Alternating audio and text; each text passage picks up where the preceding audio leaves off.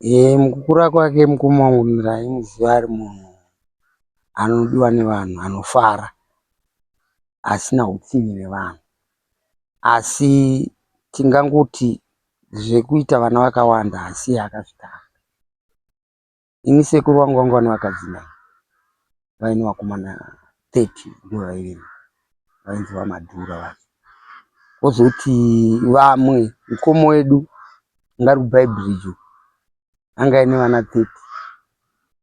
Saka haasi ega akatanga kuita izvozvo. Zvakabva kumadzikuru edu, ndivo vakasiya vati rudzi ngarukure. Saka tinoti isusu kuita vana kwake kwaaita, vana vake vese hapana mwana asina kudzidzisa. Akadzidzisa vana vake zvisingaiti. Saka vamwe hatitovazive, tichatovaona pano. Kana ndisingakanganisi, vanogona kusvika kuma28 vana vake. Aitika danana nemunhu asingangoite zviye zvekudai, aitoziva kuti mukadzi uyu ndiye wandada.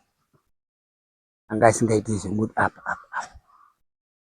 Vakadzi vakapinda mumusha i3. Vamwewo vaingoitawo vana vachienda. Vakazonyanya kugara naye i3. So my name is Kundisai and I'm 24, and yeah, still very hard to take in, still hard to accept. Feels like it's not real. Feels like someone should pinch me to wake up, but it's slowly starting to settle in. Kuti, that's the reality of what happened today. At what point did you get here, and how did you get to know about this? So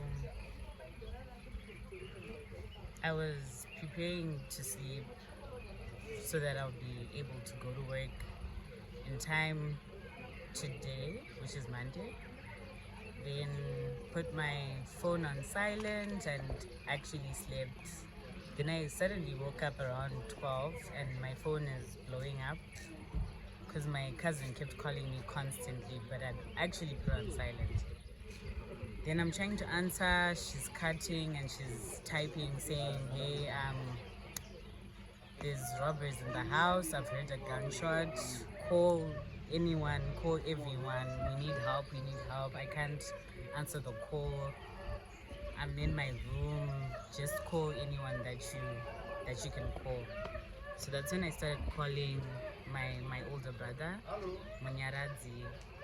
Then started calling the people that stay around as well. I called the guard that guards the hideout side. He also started calling other people like Kutiwauye to help out and to see the situation. So as that was all happening, my sister and I were on the way from Sunridge to come here. Tashika Parua, we get another call. It was from my little brother and he was crying, he wasn't really making sense. Then we're like, you know what, let's first arrive and see kuti chichkuitika, why mwana ari kuchema. Tumba Tashika, then they told us that dad has been shot, been taken to the hospital. We rushed to the hospital. I get there, people are crying, and I'm wondering, okay, why are people crying? You know, everything's going to be okay. Then I asked my brother's wife, and I'm like, hey, so why are people crying? You know, everything's going to be okay. You know, he's a strong man. He can take a bullet and still survive. Then that's when she broke it to me that he was pronounced dead on arrival. Yeah. And how do you feel now?